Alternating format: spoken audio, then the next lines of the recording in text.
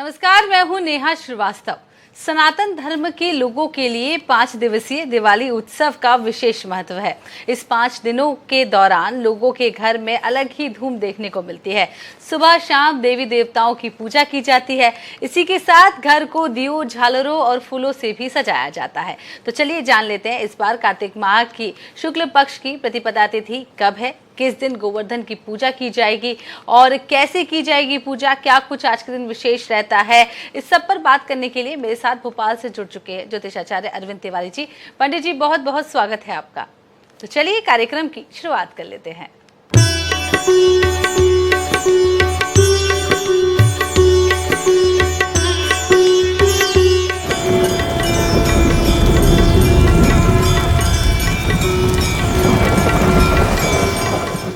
तो पंडित जी, सबसे पहले तो असमंजस दूर कर दीजिए, क्योंकि गोवर्धन की पूजा भी इस बार 2 दिन हो रही है। जिस तरीके से त्योहारों का साल जो देखने को मिला है, हर त्योहार को 2-2 दिन मनाया गया है, उसी तरीके से गोवर्धन पूजा भी 2 दिन। कब शुभ मुहूर्त है, कब मनाई जाए गोवर्धन? बिल्कुल, INH 24/7 के सभी दर्शकों को मेरा बहुत बहुत नमस्कार, और जो भी दर्शक हमारे इस प्रोग्राम को देख पा रहे हैं उन सभी को भी मेरा बहुत बहुत नमस्कार। बिल्कुल, इस बार तीज और त्योहार लगभग 2 दिन ही मनाए जा रहे हैं, लेकिन उसके पीछे का कारण हमारा पंचांग और कैलेंडर है। क्योंकि हम लोग भारतीय कैलेंडर जिसमें चंद्रमा के आधार पर गणना की जाती है, उसको लेकर चलते हैं। और खास तौर पे हमारे यहाँ जो सबसे महत्वपूर्ण चीज है वो होती है उदया तिथि। यानी सूर्य जिस तिथि में, जिस लग्न में उदित होता है, उस तिथि को पूरे दिन भर माना जाता है। अब चूंकि गोवर्धन पूजा जो कि नियत है, हजारों वर्षों से हो रही है, चूंकि भगवान कृष्ण के समय से यानी द्वापर युग से चली आ रही है। महीना फिक्स है, कार्तिक का महीना है। शुक्ल पक्ष की प्रतिपदा तिथि भी बिल्कुल फिक्स है, यानी अमावस्या दीपावली के अगले दिन ही इस तीज और त्योहार को मनाया जाता है। तो इस बार चूंकि 1 नवंबर को प्रतिपदा है नहीं, चूंकि 1 नवंबर की दोपहर तक अमावस्या लगी हुई है। कुछ पंचांगों के हिसाब से शाम को 6:30 तक भी अमावस्या है, और उसके बाद प्रतिपदा तिथि शुरू हो रही है। तो प्रतिपदा अगले दिन उदय तिथि में सुबह प्रातः काल से प्रारंभ हो रही है, और शाम को 8:14 पर इसका समापन होगा। इसके हिसाब से यदि हम बात करें तो प्रतिपदा दूसरे दिन है, यानी 2 नवंबर को है। तो हम सभी लोग मिलकर 2 नवंबर को इस पर्व को मनाएंगे। बेशक देखिए, सनातन धर्म है, हिंदू धर्म और व्रत त्योहार में बहुत सारे लोग भगवान कृष्ण का जन्म भी 2 दिन मनाते हैं।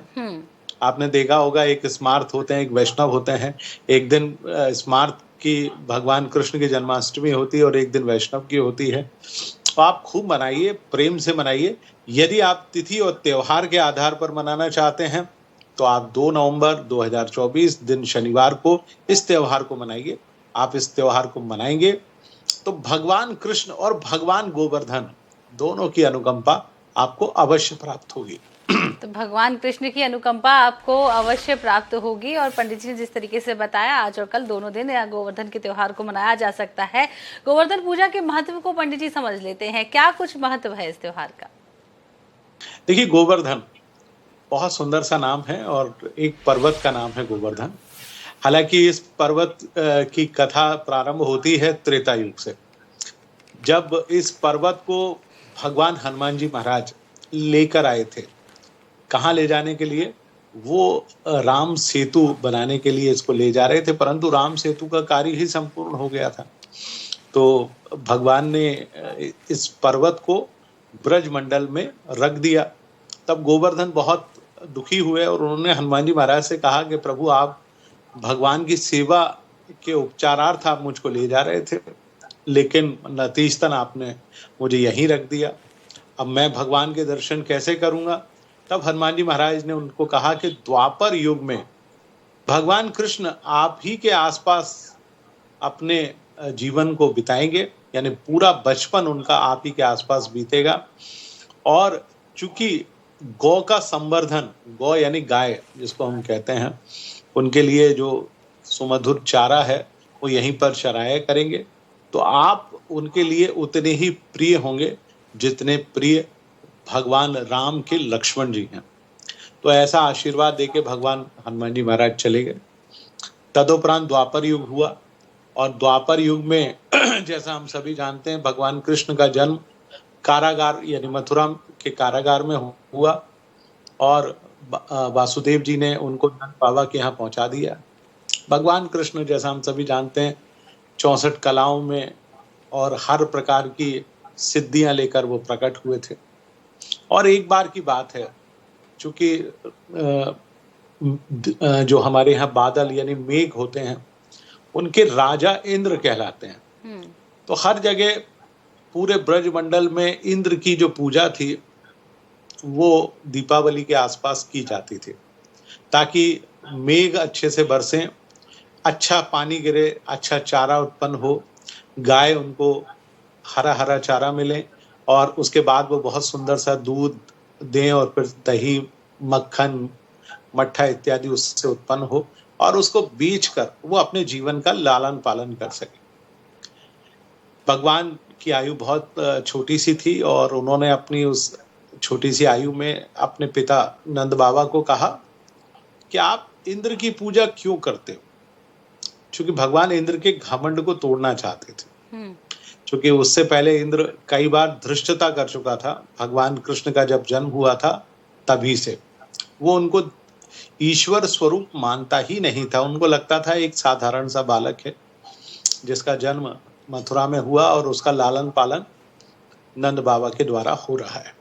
तो भगवान कृष्ण ने उनके घमंड को तोड़ने के लिए कहा कि आपको किसी सूरत में इंद्र की पूजा करने की आवश्यकता नहीं है। आपके यहाँ जो वर्षा होती है वो केवल और केवल गोवर्धन पर्वत के कारण होती है, तो हमको पूजा गोवर्धन की करना चाहिए। उस पे लगा हुआ जो वन है उसके कारण मेघ वहां पर रुकते हैं और यहाँ पर बारिश होती है, और उसी के आसपास हमारी गाय जो गौएं हैं वो चरती हैं, हमको उनके माध्यम से गोधन प्राप्त होता है। तो हमको क्यों ना गोवर्धन की पूजा करना चाहिए, क्योंकि वो इतना सुंदर बोलते थे, उनकी वाणी में इतना मिठास और आकर्षण था कि पूरे नंदगांव और सभी लोगों ने कहा कि ठीक है, इस बार हम इंद्र की पूजा छोड़कर गोवर्धन की पूजा करेंगे। तो अन्नकूट बनाया गया। अन्नकूट का तात्पर्य है कि विभिन्न अन्नों को कूट कर और तरह तरह के स्वादिष्ट पकवान बनाए गए। 56 प्रकार के पकवानों का चूंकि हमारे यहाँ विवरण मिलता है, तो 56 प्रकार के पकवान बनाए गए, और सभी लोग भगवान कृष्ण के साथ गोवर्धन पर्वत के पास गए। अपने जो छकड़े होते हैं जिसमें बैल बंधा होता है, गाड़ी होती है जिसको बैलगाड़ी भी कहा जाता है, उसमें रखकर सारे सामान के साथ वहां पर गए और उन्होंने गोवर्धन की पूजा की। तो हालांकि उसमें कहानी थोड़ी सी और भी लंबी है, यदि आप इजाजत दें। जी जी पंडित जी। तो भगवान कृष्ण वहां पर पहुंचे और भगवान कृष्ण ने पूजा अर्चना की। तो जो मेघ होते हैं माने बादल, जिनके राजा इंद्र हैं, उन्होंने जाकर कहा कि प्रभु आपकी पूजा जो ब्रजमंडल में होती थी वो एक ग्वाले के लड़के ने खत्म करा दी है। वो बहुत नाराज हुए। उन्होंने कहा आखिर ऐसा कौन मेरी पूजा को लेकर धृष्टता कर रहा है जिसने मेरे हमेशा की पूजा को बंद करा दिया। उन्होंने आकर देखा एक छोटा सा बालक, और उसके नेतृत्व में सभी लोग गोवर्धन की पूजा कर रहे हैं। गोवर्धन भी बहुत प्रसन्न थे, क्योंकि उनको त्रेता युग में जो मिला हुआ वरदान था उसके तहत भगवान उनकी पूजा कर रहे थे, उनको अपना बड़ा मान रहे थे, बहुत प्रसन्न थे वो। राजा इंद्र नाराज हो गए, और इतने नाराज हुए उन्होंने मेघों को आज्ञा दी कि जाओ पूरा ब्रजमंडल जो है उसको पूरी तरह से नष्ट कर दो आप। तो उसको नष्ट करने के लिए पहुंच गए, और उन्होंने इतना पानी बरसाया कि पूरा ब्रजमंडल ऐसा लगा कि अब बह जाएगा। सारे लोग घबरा गए, दौड़ते हुए नंद बाबा के पास पहुंचे कि नंद बाबा क्या करें। भगवान कृष्ण ने कहा कि हम जिसकी पूजा करने आए वो ही हमारी रक्षा करेगा। तो उन्होंने भगवान गोवर्धन से प्रार्थना की और उन्होंने कहा कि आप हमारी रक्षा करें। तो गोवर्धन महाराज ने कहा कि प्रभु आप मुझे अपनी छोटी सी उंगली पर उठा लीजिए, मैं अपने भार को कम किए लेता हूँ। तो उन्होंने इस प्रकार अपने भार को कम किया। भगवान कृष्ण ने अपनी छोटी सी उंगली पर गोवर्धन पर्वत, जो कि 28 कोस में फैला हुआ था, उसको अपनी छोटी सी उंगली पर उठा लिया। अब इंद्र भगवान और नाराज हुए। उन्होंने कहा इनका तो कुछ हो ही नहीं रहा। तब भगवान कृष्ण ने अपने सुदर्शन चक्र को आज्ञा दी कि वह गोवर्धन पर्वत के ऊपर स्थिर हो जाए और किसी भी प्रकार की बारिश को इस पूरे इलाके में होने ना दे। भगवान कृष्ण की आज्ञा से सुदर्शन चक्र प्रकट हुए, गोवर्धन पर्वत के ऊपर स्थिर हो गए। राजा इंद्र ने जितना भी जल था सारा बारिश करा दी, परंतु एक बूंद पानी भी नीचे तक नहीं जा पाया। तब देवताओं के गुरु भगवान बृहस्पति ने उनको कहा कि हे मूर्ख, तू भगवान से साक्षात युद्ध कर रहा है, जिसने कई बार तुमको इंद्र पद, जिस पर तुम विराजमान हो, उस पर बिठाने के लिए राक्षसों से युद्ध किया, तुम उनसे युद्ध कर रहे हो। तब जाकर इंद्र भगवान को समझ में आया कि वाकई में साक्षात ईश्वर वासुदेव कृष्ण के रूप में प्रकट हैं। तो वो उनके चरणों में गए और उन्होंने फिर बाद में भगवान से क्षमा मांगी। तदुपरांत उन्होंने स्वयं भी, ऐसा कई ग्रंथों में वर्णन है, उन्होंने स्वयं भी गोवर्धन की पूजा की। तो आइए आज हम सब लोग मिलकर भगवान कृष्ण का एक और स्वरूप जो कि गोवर्धन के रूप में है, उसकी पूजा अर्चना करते हैं। तो पूजा अर्चना करते हैं। पूजा अर्चना की विधि के बारे में पंडित जी अब बात कर लेते हैं। क्या कुछ विधि है, और खास करके आज के दिन अन्नकूट का भोग किया जाता है। अन्नकूट में ढेर सारे पकवान होते हैं, उन पकवानों के बारे में भी आप विस्तार से बताएं कि गोवर्धन महाराज को यही पकवान क्यों पसंद है। बिल्कुल, आपने बहुत सुंदर प्रश्न किया नेहा जी। और आज के दिन भगवान कृष्ण के स्वरूप ही है एक प्रकार से गोवर्धन महाराज। तो उनकी पूजा आखिर कैसे होती है?